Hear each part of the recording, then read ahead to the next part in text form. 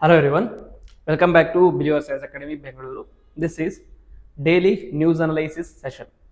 In this session, we will be discussing some important 5 to 6 articles from various newspapers.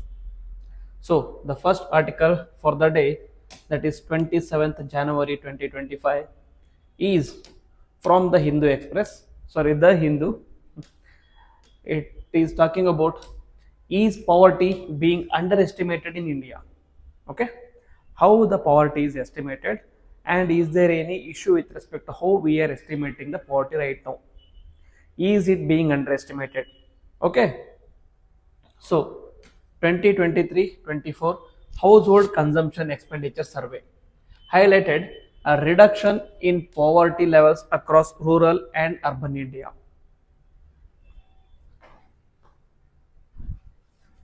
So, the key findings of the report are about MPC growth. That is, in rural, it is 4,112 rupees, whereas in urban, it is 6,699 rupees, excluding the welfare benefits. Okay, that is the present salary in rural and urban areas per capita expenditure. Urban to rural MPC gap narrowed to 70% in 2023 and 2024. And the consumption trends are highest monthly per capita expenditure, that is MPCE, growth was observed among the bottom 5 to 10% of the households. Then non-food items made up 53% in rural and 60% in urban MPCE, with a significant spending on conveyance and clothing and entertainment. Okay, so per capita expenditure per monthly has been increasing. Okay, and the gap between urban and rural has narrowed by 70% already. Then there is a decline in inequality, that is, rural Gini coefficient fell to 0.237 and urban to 0.287, indicating a reduced inequality. Okay, so in Gini coefficient, if it is perfect 0, then there is no inequality, perfect equality. If it is 1, then it is complete inequality. Complete inequality. So as we move from 1 to 0, it means that the inequality is reducing. So fell to 0.237. As a result, inequality is reducing in India. Then concerns with household consumption expenditure data. The article tries to talk about issues with respect to data collection related to methodological issues. New modified mixed reference period complicates comparison with past data. Sampling bias, possible underrepresentation of extremely poor households, inflating average expenditure. Then outdated data, reliance on 2011 and 2012 estimates before 2023 creates a gap in understanding current poverty levels. Okay, so there is a sampling bias as well as there is a outdated data. That is, we are focusing mainly at 2011-2012 estimations compared to 2020-2023. This creates a data gaps. So this also talks about consumption patterns and the poverty, that there are urban and rural disparities. That is, urban MPC remains significantly higher than rural, reflecting consumption gaps. But the good thing is the gap is reducing or narrowing nowadays. Then there is persisting poverty, that is, many survive on less than rupees 100 per day, questioning the adequacy of poverty line. Okay, then there is also a criticism of multidimensional poverty index about the methodology. The methodology gives equal weightage of indicators. It simplifies the poverty or oversimplifies poverty, because poverty is not just the lack of money, it is multidimensional in nature. In multidimensional poverty index, it gives equal rating to all the dimensions, which oversimplifies the poverty or the nature of poverty. Then static indicators, that is, MPI fails to capture dynamic poverty and immediate economic shocks such as COVID-19. Okay, it is mainly static in nature. Then political bias, that is MPI, may focus on favorable outcomes, overlooking stagnant wages and rising inequality. So, way forward is enhanced data collection, that is regular, robust HSCS to ensure updated and accurate poverty assessments, and holistic poverty matrices, that is integrate MPI with the traditional consumption measures for a comprehensive understanding. With this, you will be able to improve the poverty estimation in India. Okay. Next, second article, that is Union Cabinet extends National Health Mission for 5 more years. Why it is in news? Because it has been extended for 2025-2030 to continue advancing healthcare access and quality in India. So the new components and initiatives are digital health initiative, that is UWIN platform is for tracking vaccinations among pregnant women, infants and children, and it is expanded to 65 districts by 2023-2024. Then expanded programs such as National Sickle Cell Anemia Elimination Mission, Measles Rubella and Elimination Campaign, and it also has human resources, that is over 1.2 million healthcare workers engaged to strengthen the service delivery. So, what was the achievement of the National Health Mission in 2020 to 2025 time period or previous tenure? Achievements are it reduced maternal and child mortality. That is, maternal mortality ratio dropped from 130 to 97 by 2020. Under 5 mortality rate reduced from 45 in 2014 to 32 by 2020. Infant mortality rate declined from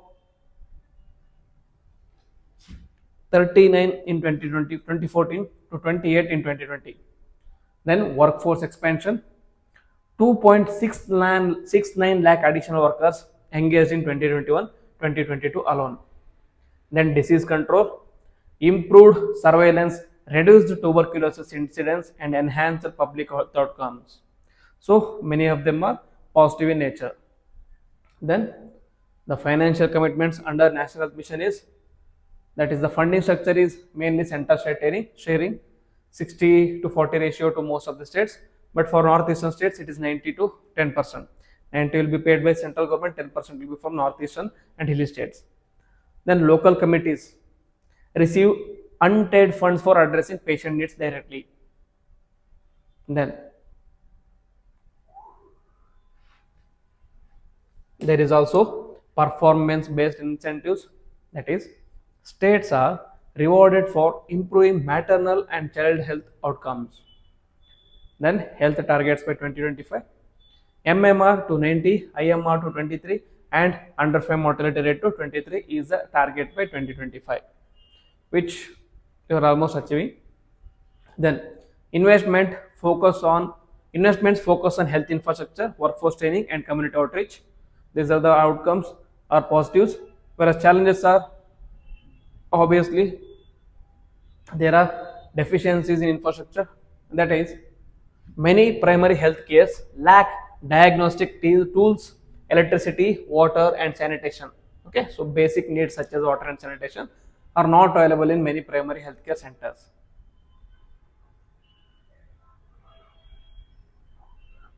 Bihar and Uttar Pradesh face critical gaps in basic infrastructure. Workforce shortage of specialists such as gynecologists, pediatricians in rural areas.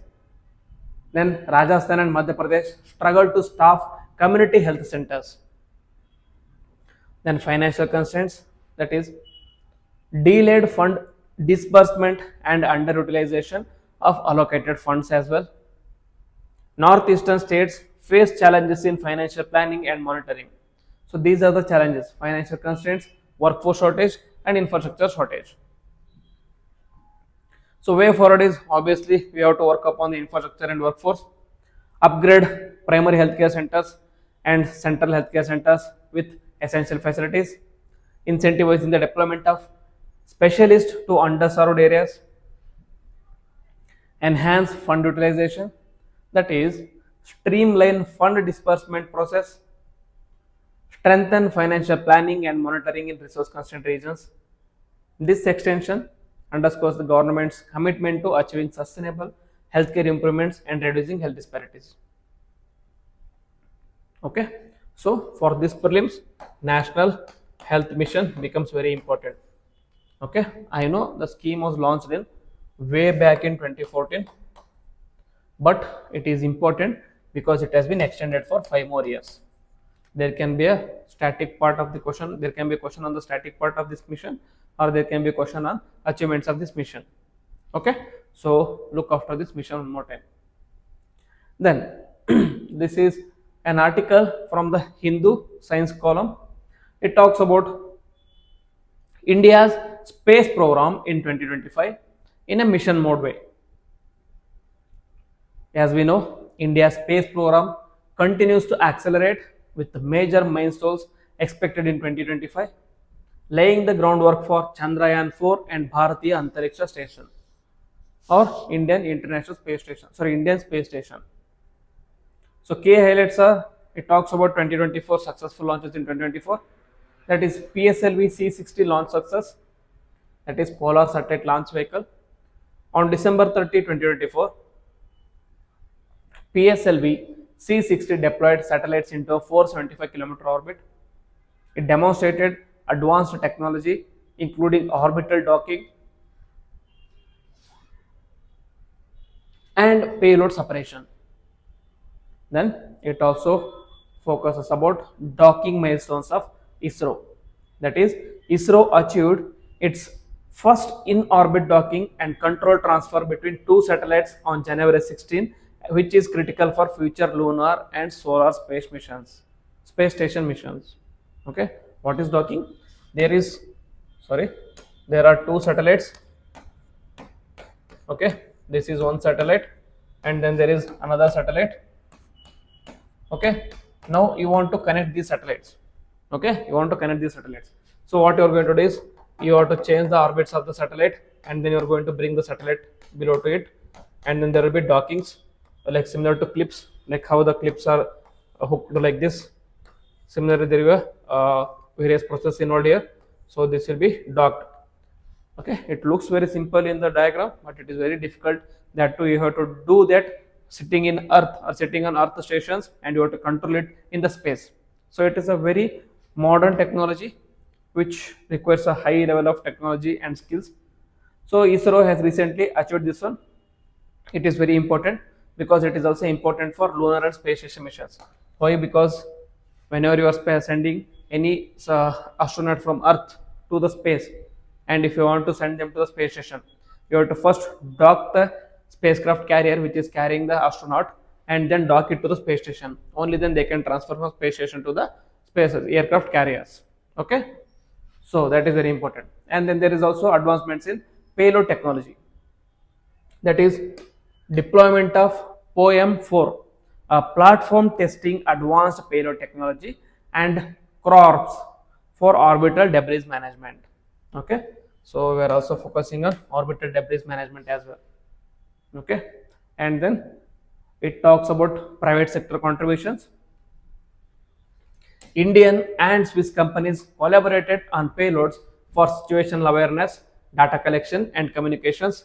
Along with, there are many Indian private institutions which are Indian private startups which have come up in space institutions or space technology, such as Skyroot or Vikram and Cosmos, etc., etc.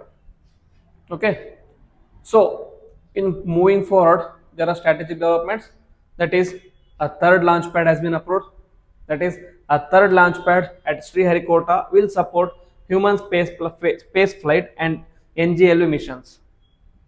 And the engine and rocket technology progress. Successful test of Vikas engines and other propulsion systems for reliability in extreme conditions. And Aditya L1 Solar Observatory. Data collection continues for studying the solar impacts on the Earth from Aditya L1. So way forward in 2025, ISRO focuses on human space flight and interplay missions with enhanced infrastructure, private partnerships, and innovative technologies driving the space program into 2025 and beyond. Okay, so ISRO is on the right way or right step in improving the space technology in India.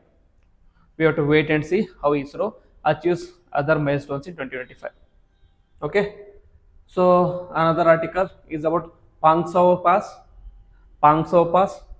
It is in news because the Pangsao Pass International Festival returns to Nampong, Arunachal Pradesh from January 2025, celebrating India Myanmar cultural ties and heritage after a 4-year gap.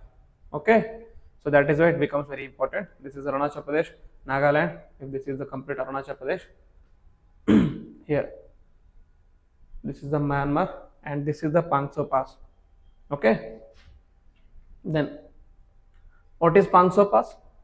It is a vital mountain pass located on the India-Myanmar border, connecting Changlan district of Arunachal Pradesh, India with Sagaing region of Myanmar. It is situated in Patkai Bum Hills.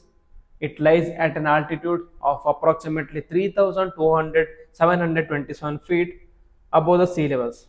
So, be very careful with respect to Pangsao Pass, where it is in Arunachal Pradesh. It connects Arunachal Pradesh or India with Myanmar, and it is present in Patkai Bum Hills in Arunachal Pradesh. Then, it is often referred to as Hell Pass due to its challenging terrain and dense forest. It serves as both a geographical marvel and historical landmark. So, geographical significance is it acts as a natural link between India and Myanmar, facilitating cross-border trade and cultural exchanges. Then, scenic and biodiverse, that is, attractions include Lake of No Return, which is a mythical body of water in Myanmar associated with World War II legends, and tourism potential. Pangsao Pass International Festival showcases the region's tribal culture, boosting local economies and promoting tourism. So, very significant from tourism, scenic and biodiversity as well as strategic location. And it also has a historical and political significance. That is, the pass was a crucial part of the Stillwell Road or Leader Road constructed during the World War II to connect India to China through Myanmar.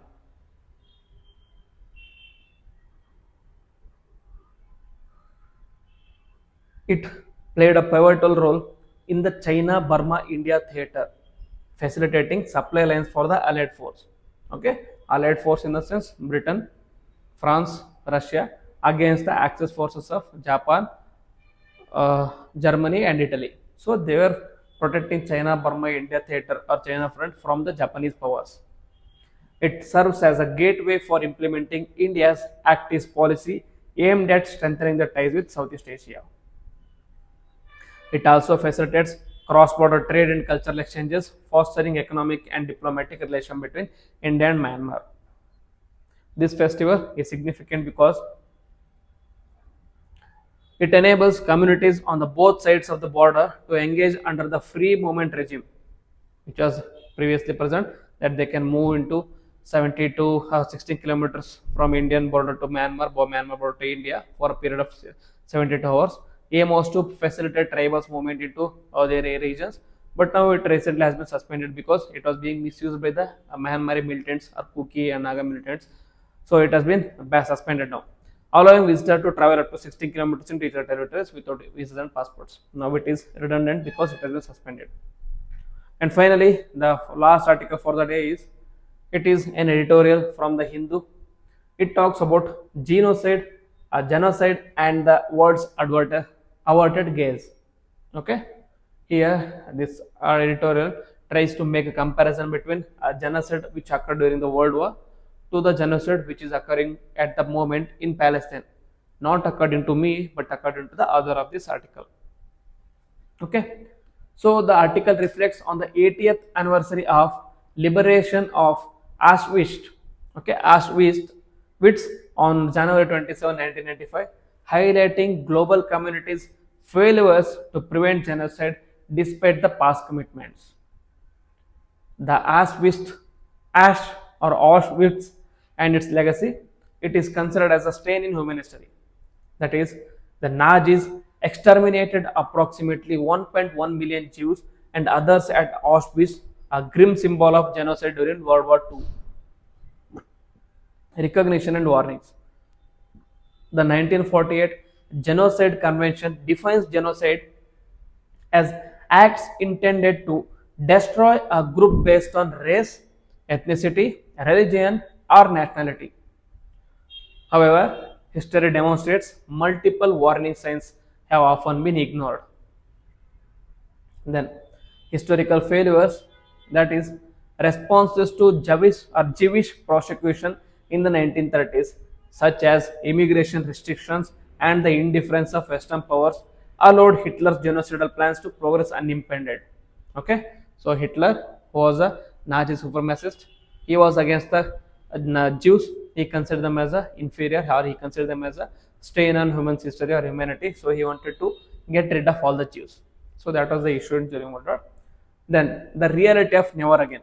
Here the author criticizes that despite the past experiences of genocide, there has not been a much of improvement in the present context as well. She talks about failure of a global action. That is, Allied powers ignored warnings about the Holocaust, including reports of mass exterminations, and failed to take decisive action during the World War II, which allowed many of the Jews to die.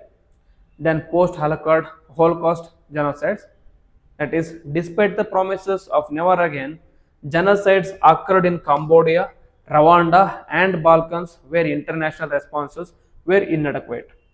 Okay, here she tries to make a comparison between Auschwitz and Gaza. The Gaza context, she makes a contemporary parallels. That is, article critics world leaders commemorating Auschwitz while ignoring the ongoing atrocities, particularly in Gaza. The Gaza struggles, the destruction of homes, displacement, and civilian casualties highlight the world's failure to address systematic violence and human suffering. And finally, she calls for justice. The author condemns the selective application of international norms which allows power dynamics to overshadow accountability. So these are the important articles which I want to discuss with you today. So if you like the video, then please hit the like button, comment on the video, and share with your friends so that they can also avail the benefit. With this, I will end the video. Jai Hind.